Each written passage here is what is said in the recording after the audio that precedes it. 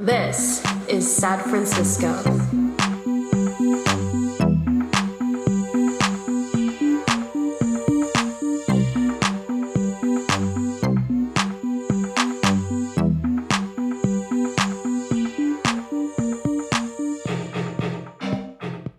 Welcome to San Francisco, where Bernie Sanders' top California ally gave Twitter a multi-million-dollar tax break.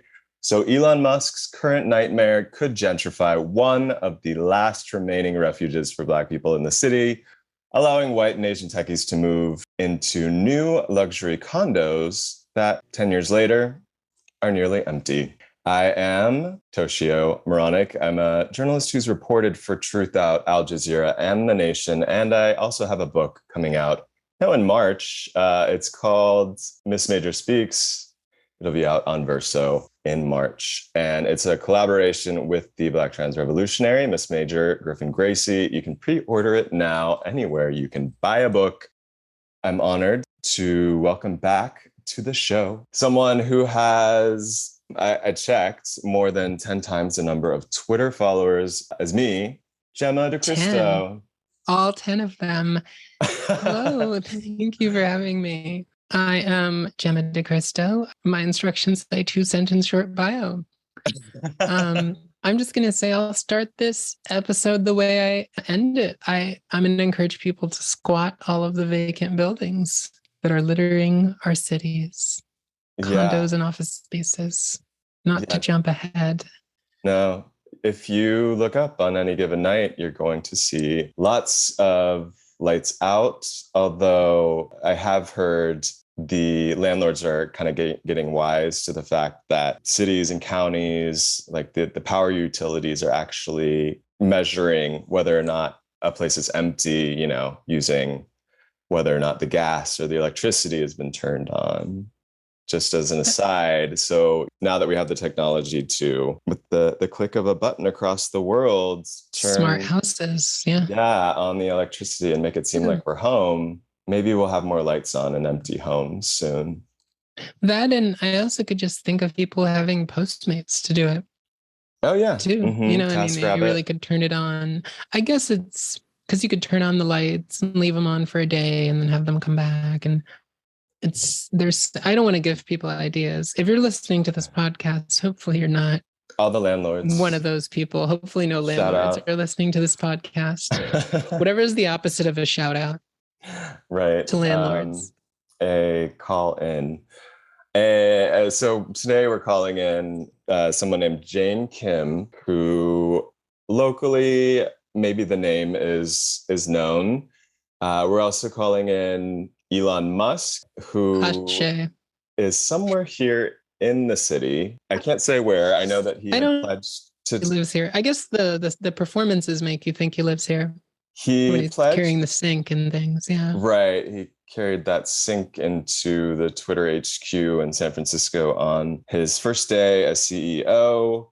I know that he pledged to pull a bunch of all-nighters in the early weeks. It's only been 5 weeks, I believe, since he took over Twitter headquarters. Have you been by the Twitter building recently? When you watched my lovely dog, who's a little corgi.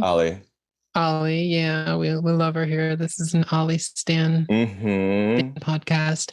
When you walked her, I brought her over to your house, and I did notice that the building looked pretty vacant. This was maybe on a weekend day, but the building looked kind of vacant. You could see the little, what do you call that? Kind of like an electric sign that, I'm sure there's a term for that. A marquee? A marquee, I guess, like a moving marquee that famously was like, ooh, boo, Elon Musk. I saw that. The flame was out. There was no oil in the lamps. Oh. Yeah. Which, of course, boo Elon Musk, but I don't know why they had no problem with the other horrible white billionaires that own Twitter. Yeah, which Dorsey is and Jack everyone else. Everyone, just all of them are all horrible, but Yeah, I don't know either. Yeah, why are we piling on Elon? I mean, he's pretty loathable. And it's low hanging fruit, which is good. That's true.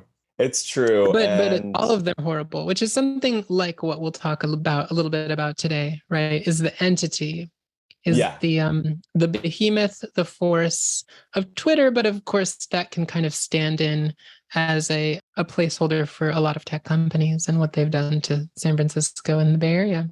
Right, because today we're not just talking about Twitter. We are talking about a bunch of other companies with names that they're not derivative of anything necessarily. They're the kind of thing that you enter into a website that like spits out tech company names. So we're going to be talking about Twitter, but we'll also be speaking about Zoosk. We'll speak about Zendesk. We'll talk about Yammer. We'll talk about 21 Tech.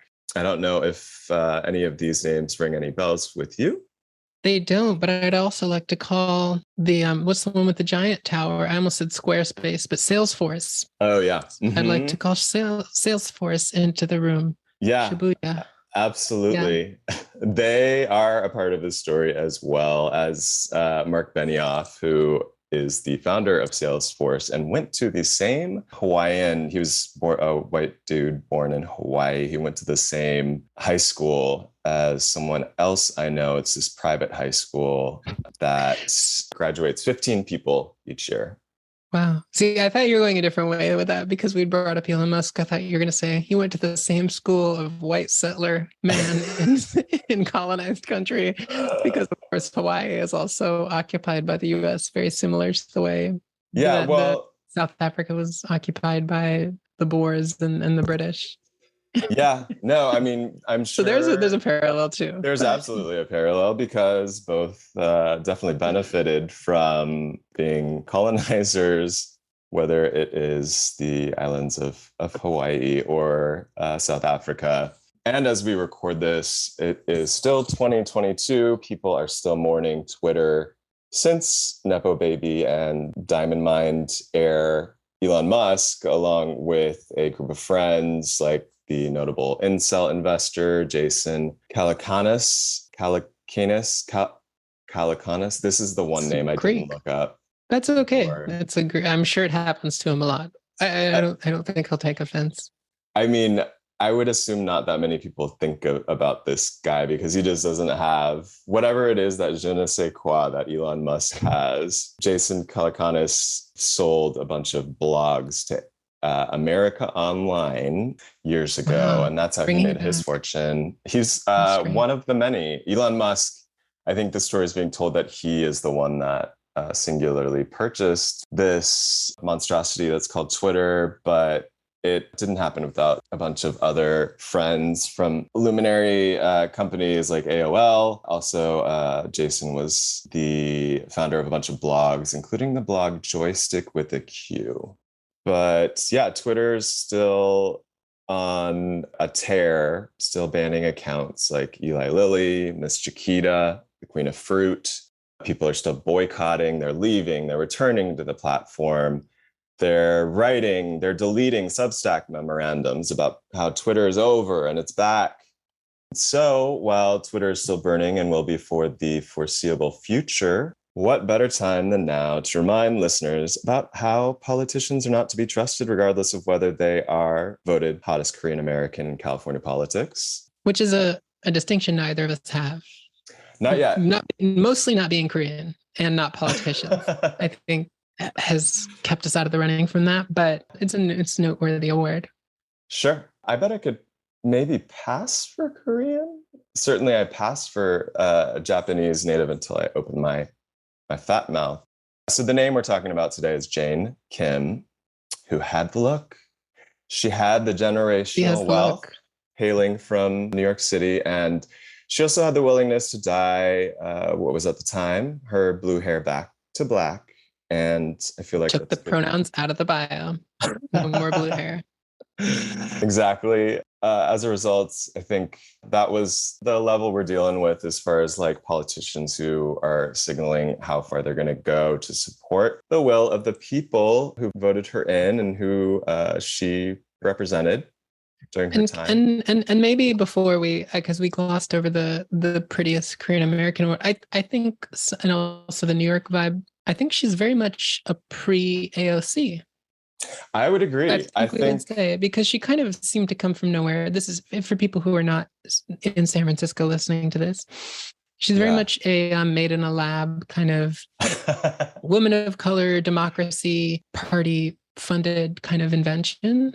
A generic kind of cosmopolitan, not as much realness as AOC pretends to have. Yeah, not as much. Never made it that high.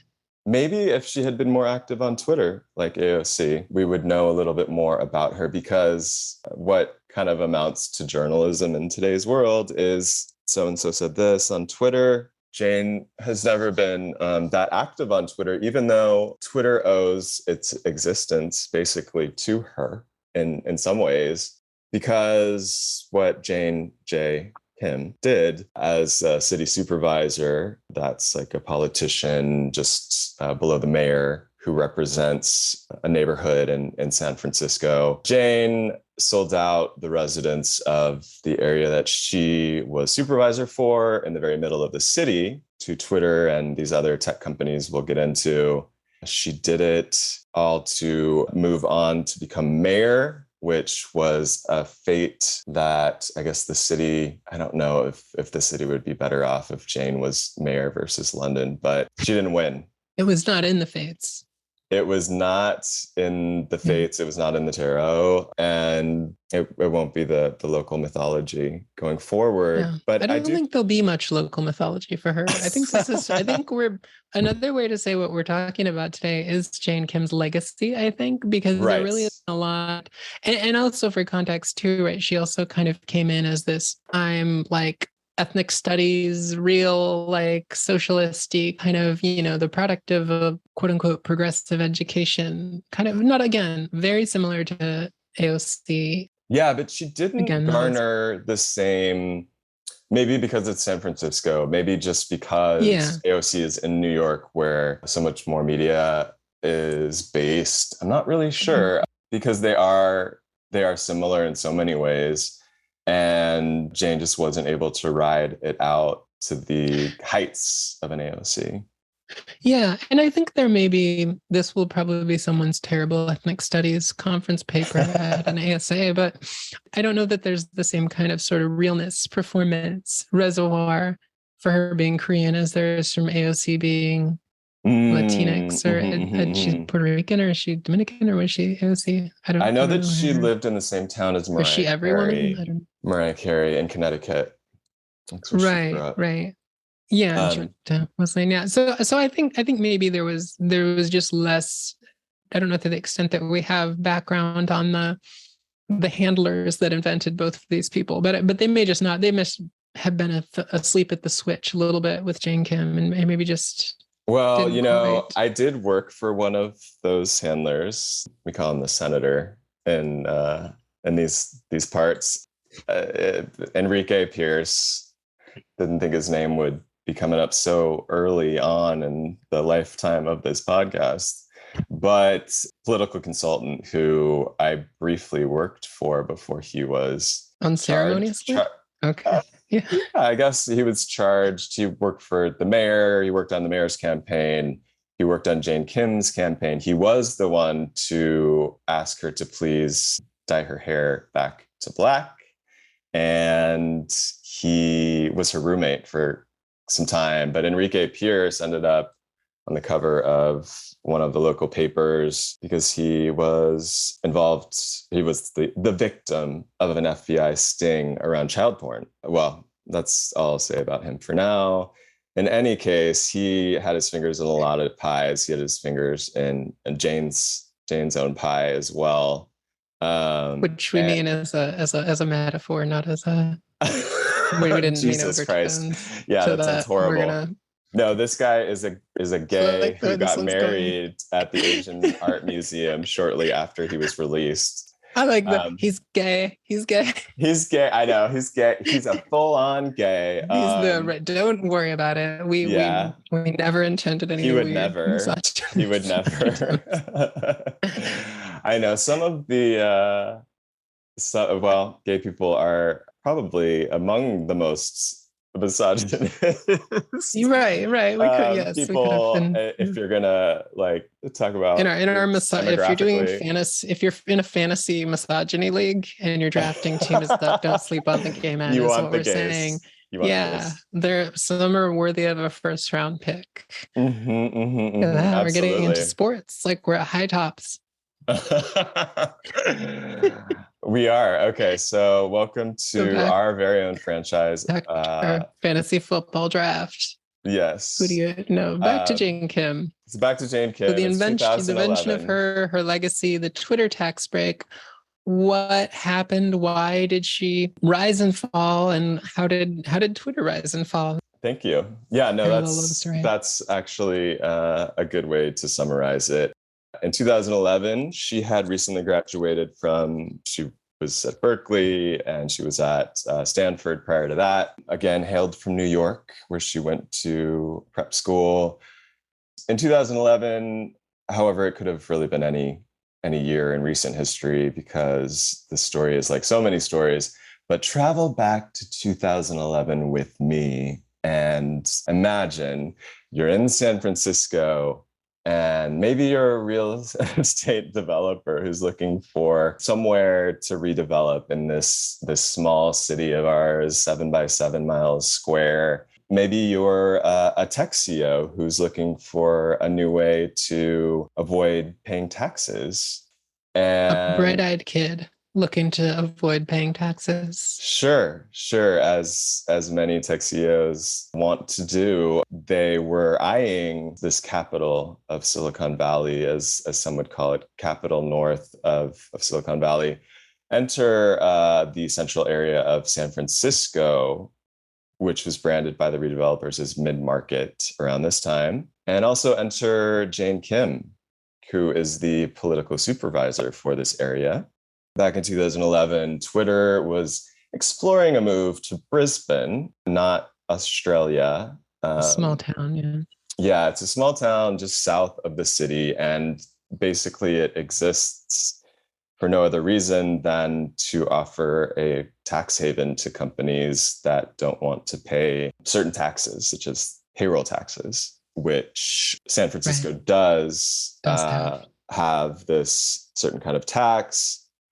A lot of these companies love to threaten to move because they're eyeing tax breaks. I mean, the funny thing, it's not funny actually at all, but they end up paying no taxes regardless. Like, I mean, so many of their subsidiaries or like pieces of the company are portioned out in such a way that they are all, based in tax havens, whether it's Delaware, whether it's Ireland, which part of Twitter was based in and paid taxes in for quite a while, or if it's some Pacific island that we may not know the name of.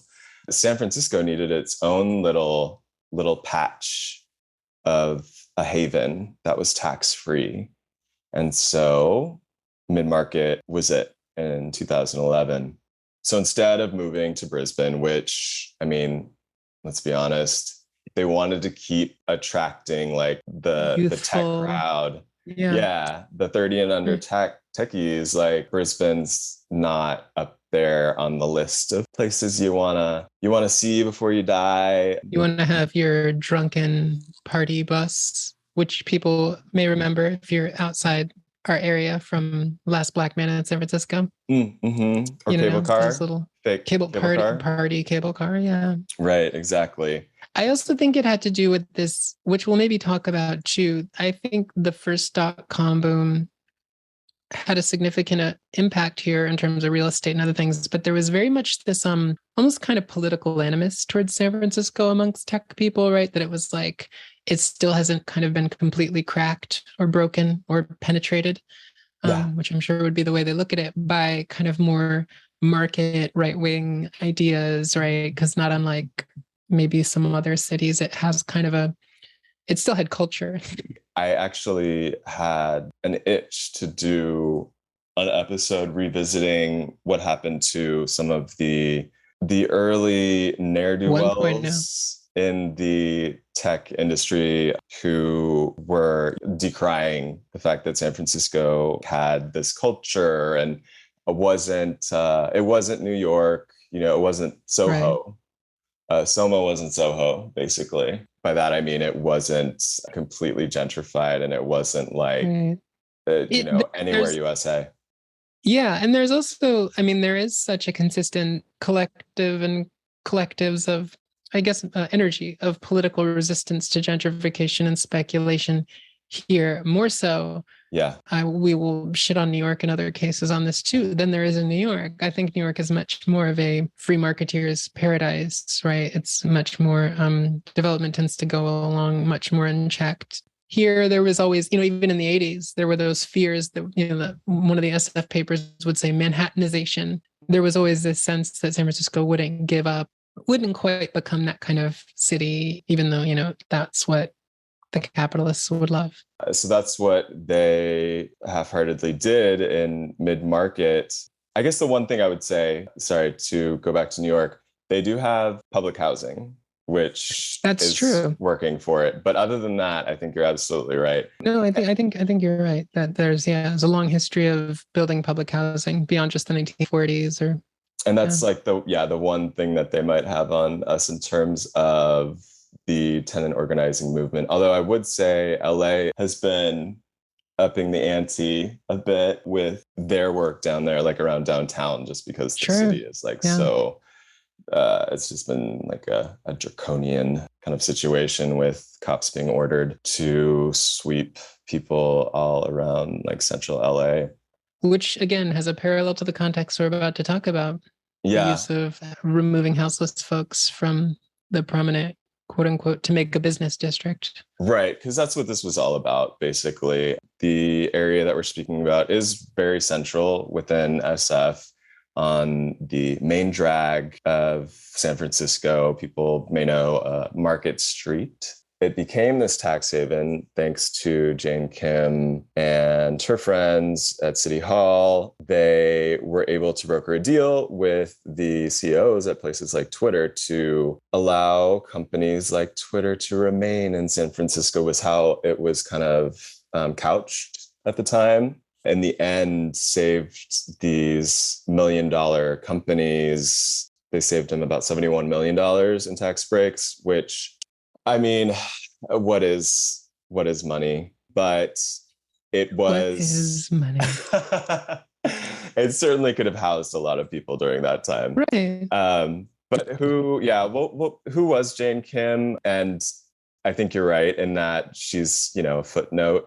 And this is kind of like the thing she'll be remembered for, is this tax break that she brokered for these billionaires. She had done all these things on her way up the political ladder. She moved through the world with this Pan-Asian vibe, which worked for San Francisco liberals. She boarded a helicopter with one of the other supervisors. I remember one day on her way to Burning Man, just to show her an event for the people, if there's ever been one. Yeah, so she was kind of a Burning Man ally. Yeah. It's actually kind of the way that if I was ever to go to Burning Man, which I'm not planning on it, but helicopter in and out in a day seems like the only way to do it. I don't know if that has enough CO2 emissions for me. I think I have to go private jet, because if I'm gonna... You're gonna go Taylor Swift. Play Indigenous and, Jay-Z. Okay. And roofie people, then I'm going CO2 admission. I'm going Taylor. I was saying Taylor Swift. I'm going the private jet, because that's what Burning Man's all about. You got to be in the spirit of the event. Yeah. Mm-hmm. So I don't know. A helicopter doesn't do it for me. Okay. Well, I'll take the helicopter. You can take the PJ. We'll see who gets there faster. She had been on the school board. She made her way onto the supervisors board in the city, the board of supervisors, that is. No one calls it the supervisory board. But after a failed mayoral campaign, she did become Bernie Sanders' number one face, California, during his 2020 presidential campaign. As far as things that she did here, this is what she's going to be remembered for. Absolutely. There are some other things that will be less remarkable probably to people outside the city, but Outside the city. Inside the city, the fence, the McCoppin Hub fence, which still stands to this day. So picture a defensive architecture fence. Yeah. Right. Picture of some park benches and some flowers, and picture it being a public park and the public using that park. So I'm picturing it.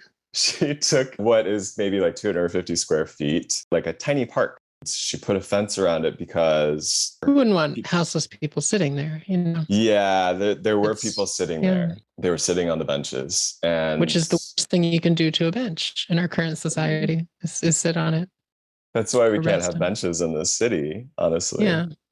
So she was one of the people behind the charge to remove benches from San Francisco, including I don't know if you call them benches, but certainly they were semi-permanent seats. Do you remember on Market Street, they had like the chess tables? Right. And then they replaced them with ugly art installations. That's correct. Yeah, that's correct. Which is also a lot of public art is defensive architecture. Mm-hmm. Let's make that up. Yeah, absolutely. So there was this area where people would play chess that was removed because it was too close to these tech companies that were moving in. Right. I believe they moved it to Yerba Buena Park, but that whatever community had formed around the people that were playing chess, that kind of died. I mean, those people are nowhere to be found at Yerba Buena Park these days. Yeah. And from McCoppin Hub, which she put the fencing around, I walked by it recently with my partner, and she basically turned it into a trash can because it just sectioned it off so no one can use it. So people just throw trash in there, which I think is a really apt representation of what it kind of did to public space. Or it's not even it's not even a representation, it just is. I guess. Some company that makes fences. A sponsorship, a fiscal, we can. Yeah. I mean, this podcast is sponsored by some, hurricane fence company. By JJ's fence and pole. At first it was just the hurricane fences, like the wire fences. And then they became like the really intense steel fences that have a more foreboding don't enter vibe. I wonder also though, wouldn't the smartest, this is like a Nathan for you, wouldn't the smartest fence company be a company that just does like panoptic fences, so like art murals or other things that like make people ashamed to enter a space? I love that. So many things are a fence that are, you know what I mean? Like it's a lot of what we talk about on this podcast is the humanized objects that displace and attack us more so than the conventionally speaking hostile ones. Right. So the difference between techies or Jane Kim, even for that matter, and kind of that AOC brand of politician versus the faceless politician in the suit or the cackling real estate developer, as opposed to the fun, I'm just like one of you real estate developer. So I'm fascinated. I don't want to give any ideas to our enemies. I know. I just wonder if the fence industry has gotten wind of what artists have been doing for the last I mean, it's really true, because what was so striking about this is, it was a fence that was put up that was unmistakably a fence, whereas San Francisco is the kind of town that you would expect an art installation to act as a fence. Yeah. You know, I think it was put in there by the type of neoliberal or liberal politician Jane Kim, who, you're right, she looks the part of a San Francisco politician in that she has the ethnic thing going for her. She's not kitten heels. Speak too loud about her Stanford and prep school and Manhattan pedigree, unless you're the right kind of donor. Maybe you can connect on that with her. But another example of how public space is kind of endangered in San Francisco, and that's thanks to people who put on these costumes as like progressives, I suppose. That was kind of not even as bad as what's to come for SoMa, I would say, because the final thing she did as supervisor, as politician before she joined the Bernie campaign, was to broker another real estate deal to basically redevelop all of SoMa, and it's called the South of Market neighborhood. It's the redevelopment plan that has been in the works for many years. And as somebody who ran as a progressive, there was this expectation that she would be someone who fought against what will be the raising of rent-controlled buildings and what will be the raising of any kind of housing that's affordable to anyone except for the super rich, and let kind of her developer backers cash in on the area. She was kind of taking a page out of the book of her supporter, Willie Brown, who's always got his fingers in pies as well. I got to think of a new metaphor. We need new metaphors, yeah. But also, I mean, maybe cakes. Do people put their finger in cakes? What? Yeah. Is there like a pastry that's like really hot right now? Hot macaroons. It's very 10 years ago. But we're talking about 2012. That's true. Yeah, the cronut was new on the scene, I believe. Right. Maybe that was 2009. Write in if you can correct our timeline around write into pastries. The podcast. Mail us a letter to correct us. Because if you know this time, you still write letters. Mm-hmm, mm-hmm. One thing I do remember was like there were a lot of protests around the Twitter building at this time. And in SoMa, which SoMa has a big history of displacing Black and Filipinx people. I think we can actually, Chelsea told me this, we say Filipino, it's gender neutral by the language, I guess. Is that? Yeah. So there's a long history of places like Yerma Buena Gardens and a lot of the, where we might see movies in San Francisco, like the Metreon. A lot of that displaced a lot of Filipino people in the 60s, I think, 50s, 60s. Like it's kind of a parallel again to downtown LA and Dodger Stadium and things like that. Yeah, it displaced so that's one of the communities in SoMa that's kind of was fighting against what is basically urban renewal 2.0 that Jane Kim was instrumental to spearheading. Yeah, that's absolutely the case. And so Jane Kim's backers within the local political machine and in tech and in real estate investments, they devised this plan to not only give tax breaks to Twitter, which I think there's been 1 year that Twitter's claimed to be profitable. The claim that they used to broker this deal and sell it to the public was that it was going to renew this area, and one of the fake promises too, right? Like a lot of companies, which this is older than tech companies, is like, we're going to hire local people, job creation type of things, right? It was also. Yeah, job creation was one of the things. So even though, of course, most people in tech come from, MIT, Harvard. Right. They're not coming from anywhere locally. Yeah.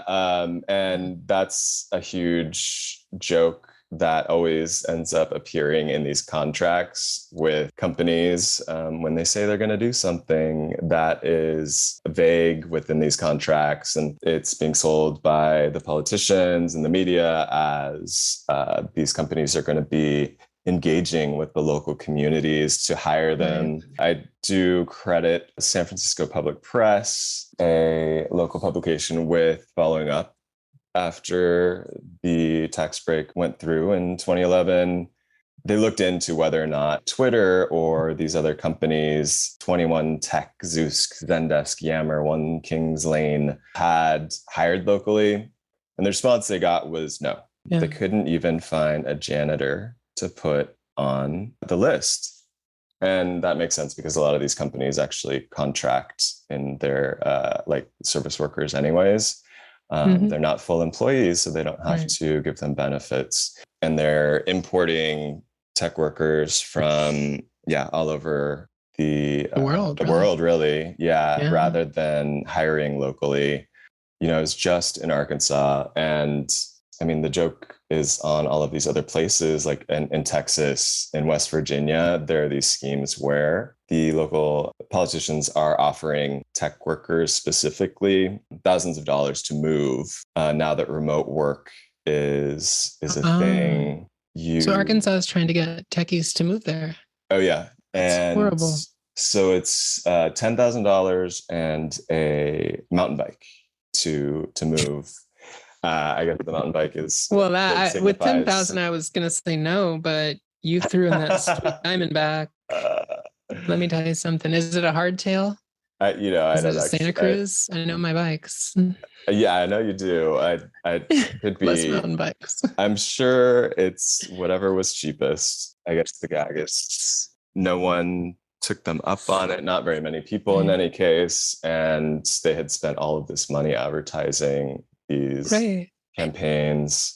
And it says a lot what you're talking about too, what Arkansas is doing, because it parallels what San Francisco kind of did with the tax break too. The other thing they did right is all the techies and the companies were like, well, this area is dangerous and it doesn't really have a lot of things that our employees would like. There's a lot of like hole in the wall Vietnamese restaurants, which are really good and are always getting shut down by the health department, which, means they're good. And yeah, and it was like, well, we don't want to eat at these places. And so they kind of also almost like a college, right? Or like near Columbia. So that makes me think of that. Sorry, it's not a New York reference, but like curated all the stores and businesses that would be around there that are like, whiter and more upwardly mobile friendly and less ethnic. So it was also it also adds to what you're saying. Like, not only did they not hire people, they really actively pushed out, not to say that businesses will not save us. There shouldn't be any businesses, but right, even pushed out kind of, poor minority businesses that you thought might have benefited from the consumer culture that would theoretically develop because of techies. And now you see other cities trying to cater to this, like, come buy our local food, when of course they'll destroy the local culture. Right. And just like the restrictions around getting $10,000 in a mountain bike in Arkansas, you had to be new to the area. So the companies that came into mid-market, the new like kind of techie serving businesses, they all got these small business grants from the city. But if you were an already existing business, this wasn't a thing that was offered to you. So just like in Arkansas, the locals, I guess they get the promise of jobs and people that will shop at their local businesses. But in reality, yeah, exactly. The city's offering cash to people who are relocating and businesses that are new to the area. Right. And usually there will be some kind of, I don't know how off topic we are, off schedule, but usually there will be some kind of local linchpin to get these local business linchpin, right? I mean, I think of this also thankfully never happened, but when Uber was going to move into Oakland, downtown Oakland, the Sears building, I'm going to call them out, I guess. It doesn't really matter anymore. And Red Bay Coffee, a local, I think, owned coffee place, was like, oh, well, we'll be in the Sears. I don't know whether it was that they came to Red Bay and were like, and it doesn't almost matter, right? And they were like, well, we could put you in the Sears building on the bottom floor with a coffee shop and people would buy your coffee. Yeah. But they agreed to it. It never, the deal never went through. Uber never moved their headquarters to Oakland, but that was a terrifying thing. I remember being in an organizing group at the time that was like, we're going to have to organize against Red Bay Coffee. I think is a thing. We'll have to organize against the local collaborators with gentrification, which is, I'm sure will.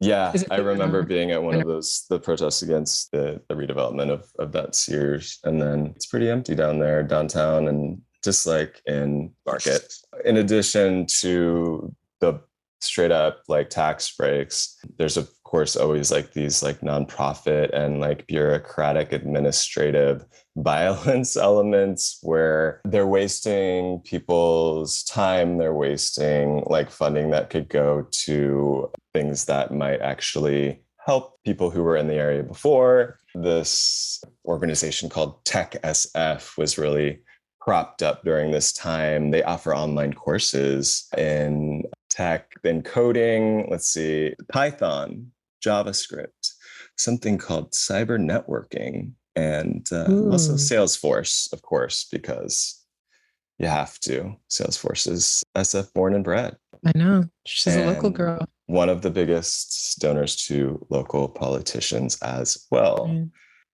Twitter did not move to Brisbane. It was an empty threat.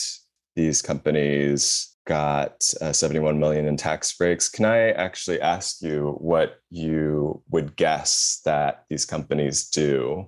I'm gonna lay it on you. What these companies do, like what they're the ones you've mentioned. Yeah. So Zeus, 21 Zendesk, Tech. Yammer. What does 21 Tech Grinder, Scruff, sort Christian of Mingle evoke? If you had to guess and you didn't know a thing about. Well, I'm looking at the same script as you, but let's pretend if I'm not. They sound like back to 10 minutes like ago. Delivery apps, maybe, or like Yammer, I would guess. Wrong. 21 Tech, asset management services consulting.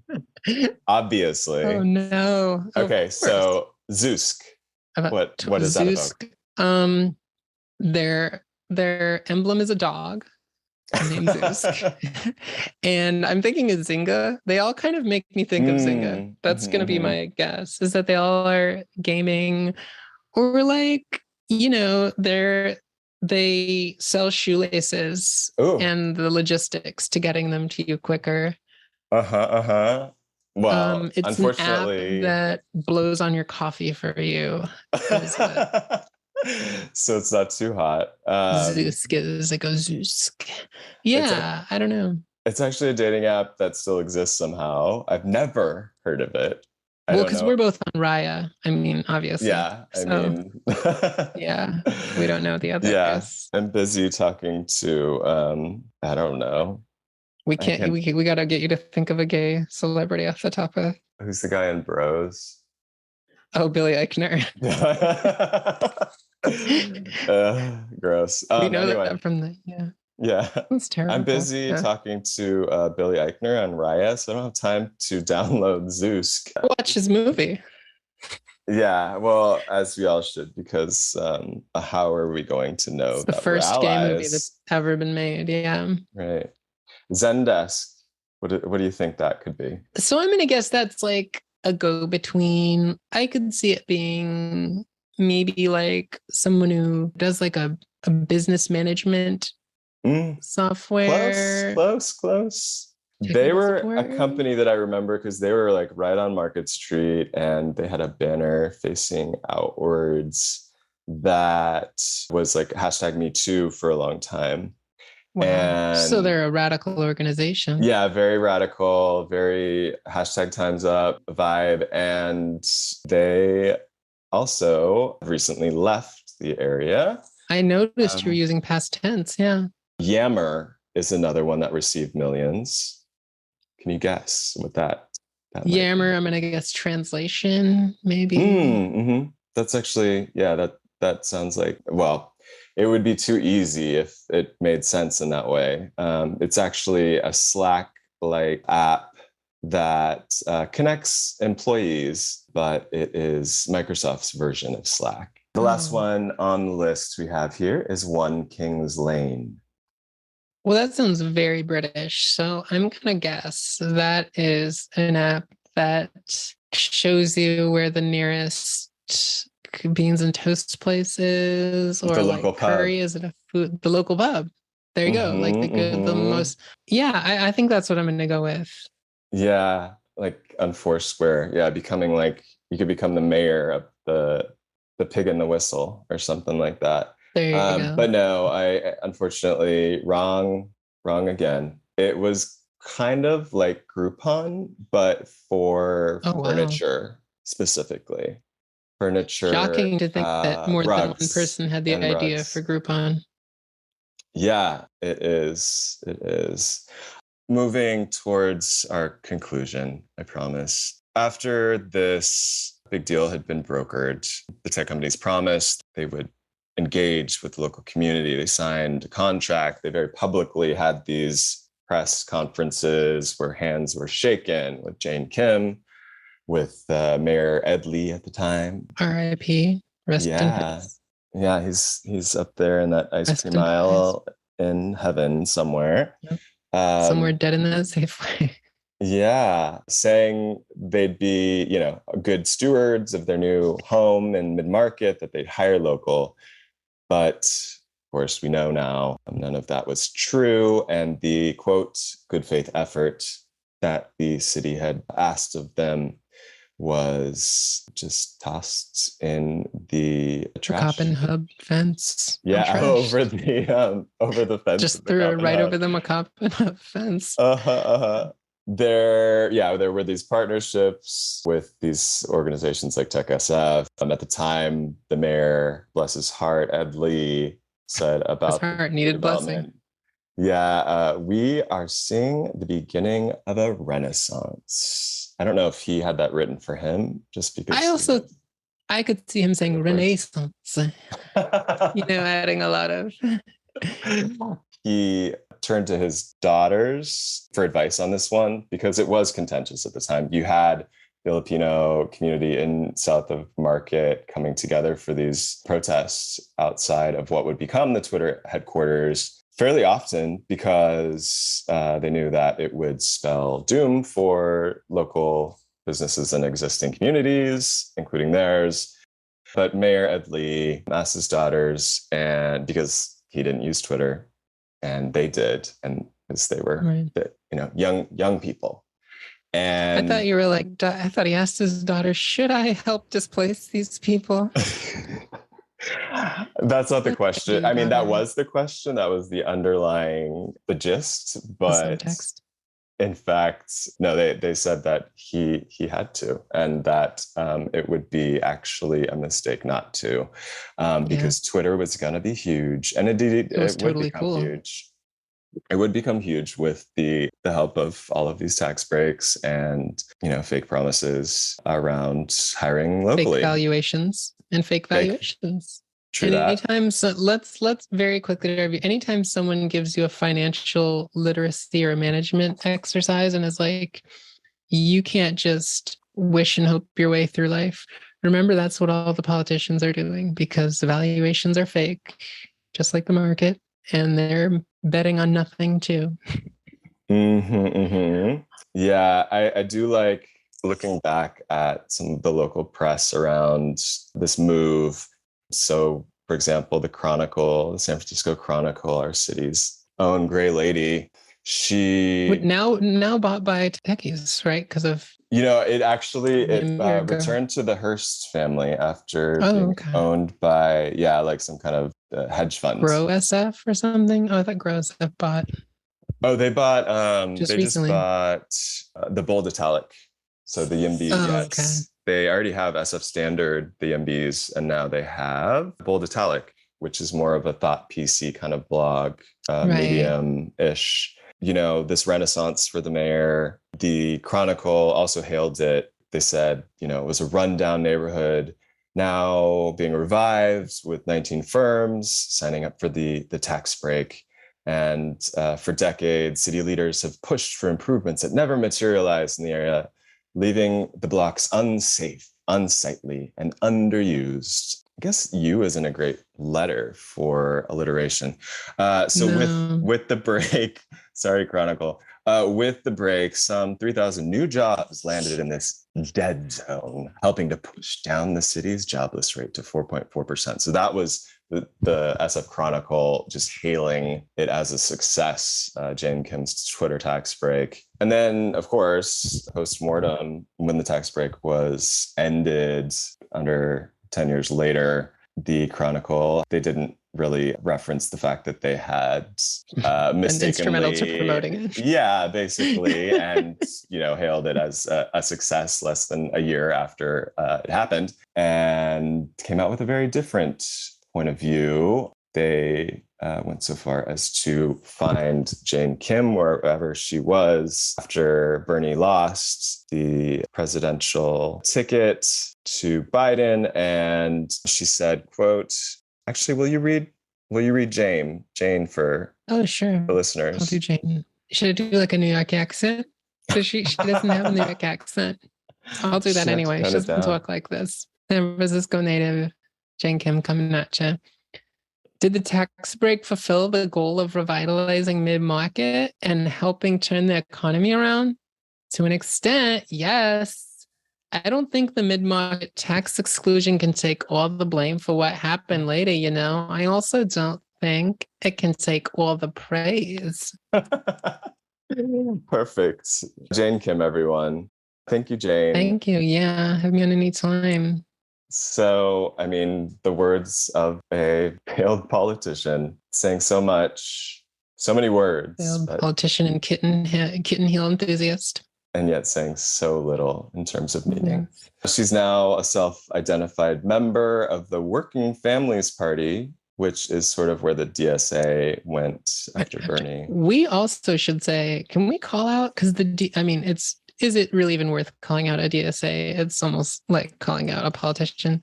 They were also instrumental to making all this happen too. Yeah. That was kind of very similar to AOC. That was totally her like grassrootsy, even though most of the DSA here, probably like other places, is well-off white transplants from Legacy, from Ivy's and Legacy. Sure. Legacy. Yeah, no, I remember meeting. And they were instrumental to being like, oh, she's so great. No, like, they always would spin whatever thing she said, including the Twitter tax break. They were very like, or at least I don't remember them being against it, certainly. Oh, no, they were absolutely defenders till the end. Yeah. It was she was the home team and you couldn't say a negative thing about her, or you'd get a letter from soccer, like World Cup fans, although I guess you're not allowed to drink this year. So you haven't had the same kind of feverish. You couldn't show your face in a craft brewery around town when you besmirched the DSA. Jane Kim, just like AOC has her defenders for whom she can do no wrong, and her recent vote around the rail strike and voting against workers getting a single day of vacation. We're talking about AOC, or were we talking about AOC? Okay. Yeah, defenders till the end. And so Jane could do no wrong. Or they'll find another terrible politician and be like, I'm sure it'll work out this time. Right. Yeah. Again, anytime someone if you're poor and you're listening to this, anytime someone speaks down to you and gives you advice about like, oh, how could you waste your money or your energy doing whatever it is you do in your life? Just remember, there are people that take time out of their day to support politicians in the world. Oh, yeah. My God. And they can't tell you nothing. Sad waste of energy. In the end, the gentrification was pretty deep. Like, a lot of people were displaced, whether they were forced to leave because their landlords upped the rent on a non-rent controlled home, or the area where they might have been able to put up a tent is now like constantly under the watch of the city contracted additional layer of police known as urban alchemy. For so many reasons, like, the area is changed. This quote from Jane kind of says it all. This is just a really roundabout way to end it, so I don't know. We're dwindling to a close. I don't know if there's anything else Spotify. To say. I mean, I think the one thing I want to say is that we hated Twitter before some of you all, before Elon. So we've been on the train. So I mean, and this story hopefully makes that clear, that this has been a long time coming. We hated first. We were right, is basically the short answer. And at the end of the day, these are also corporations that, many of which function on, State Department funding and other things. They're basically just giant surveillance platforms, and people have these very deep emotional attachments to them, just like they do with politicians, these weird parasocial relationships, and they should all burn.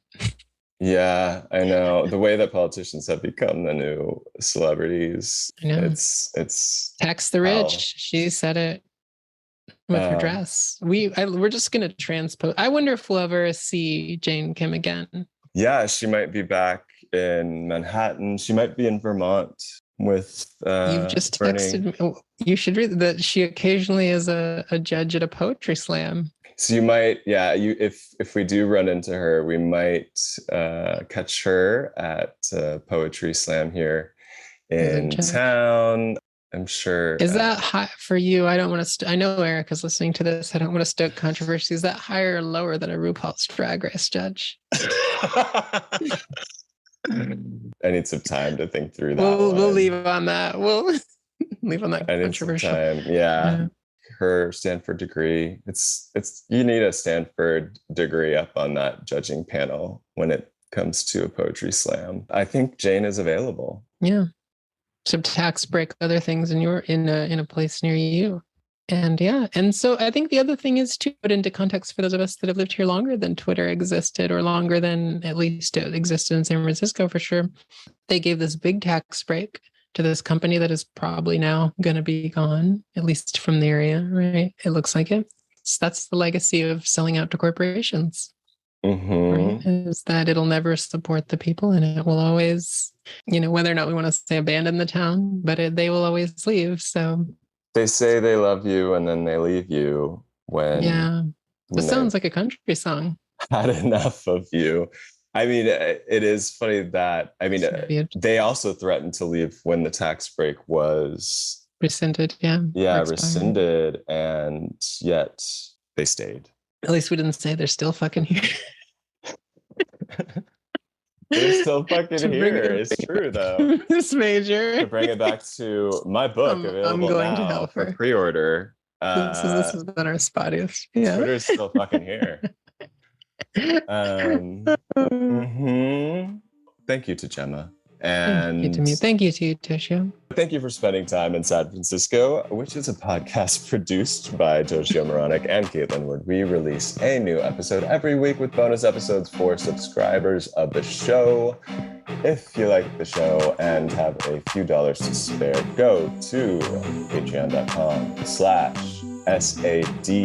Francisco in order to help cover the editing and the transcriptions for the show. And we'll see you next time.